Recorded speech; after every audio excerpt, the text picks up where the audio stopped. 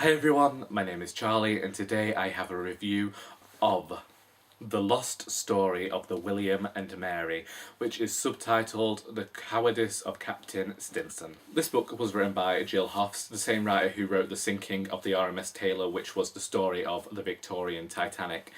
And she touched upon this story within that book, but this is a full exploration into just how terrible a human being Captain Stinson really was. Basically, this man, Mr. Stinson, Captain Stinson, he's a right proper good old chap. And he's the captain of this ship called the William and Mary. And basically what happens is, he's supposed to be taking all these people to America, accidentally takes a bit of a bad turn, ends up on a rock, but rather than do the nice thing and try and get all of his passengers off the ship, he gets very aggressive, tells them to, try and save themselves, and he beggars off to America and tells everyone that they've died in shark-infested waters. Yeah. Captain Stinson is a bastard. Was a bastard. He died, I think. I'm pretty sure he's dead. This is taking place in the 1800s. I can't remember what happened then. I might have been in Bosnia. But I'm pretty sure Captain Stinson is well and truly in the gutter. So Gill does this really nice thing in her books, where she begins by painting a picture of what life was like at the time to force people to want to be emigrating to different countries. Obviously, everyone knows that people moved to different countries at the time, but me, stood over here, had no idea just how bad certain situations were for people. And something is described on the first page that honestly made me feel quite sick. And I've been watching the Ask a Mortician series on YouTube as of late, and nothing featured on that made me feel as sad and nauseous as a certain story on the first page of this book. And it's literally just like a one-line thing. No, couldn't cope with it.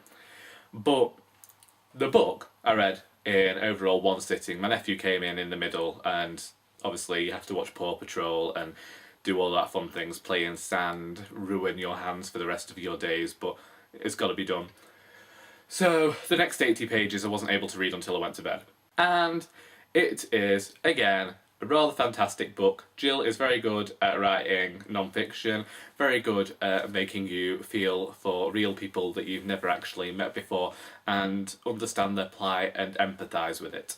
And I was able to do all that, which I don't necessarily expect from non-fiction, but once again, as I mentioned in my wrap-up when I mentioned this RMS Taylor book, I haven't really read enough non-fiction to comment as to whether that is the in thing in all non-fiction. Also, just want to point out, this time last year I never thought I'd actually be reviewing a book about boats or about tragedies on the waterways, but then I went and I did an author panel with Gill, and the RMS Taylor book was the book that she was talking about, and me and my mother were both so enthralled by the story that I bought it, and we both talked about it. In fact, my mother saw that I was reading this book and quickly went onto Wikipedia and was reading up everything about it, and she was very surprised to find Gill on Wikipedia, which,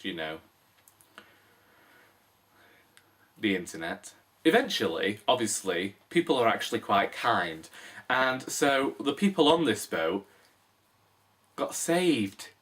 And that really threw Captain Stinson and the few crew members that had been on his boat in the shit. Because they were already a bit, they'd abandoned these people anyway to their deaths. So they were already a bit looked down upon. And now these people have come out and they're like, yeah, we're actually still alive, you see. He left us. And so they tell everyone what happened, and well, Captain Stinson's looked down upon for the rest of his days. Indeed, what are we, 100 and something years later, and now I'm looking down on him. Anyway, if you like non-fiction, then this is a very interesting book to go and read. If you're a writer researching boating and tragedies of the time involving seafaring journeys, then I feel like Gill's books would be a good place to go, because she also includes all of the sources, so if you need more information about anything, I imagine you'll be able to find it somewhere. And also Gill's just a really great writer of non-fiction, and once again research obviously has been done for this book, and it was a great thing to learn about. And honestly, I am shocked by the extents people would go to try and escape the lives they were living because they were that poor. And indeed, you see it nowadays, and even then, it is still almost confounding to someone who's living rather a privileged life. If you have any questions about this book, feel free to ask them in the comments.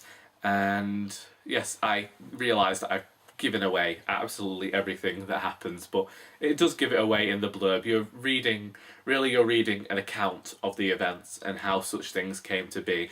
And I haven't given away the stories of the people that are on this ship that are so, at times, upsetting, at times endearing, and I feel like you're getting a very accurate idea of what these people's lives were like at the time.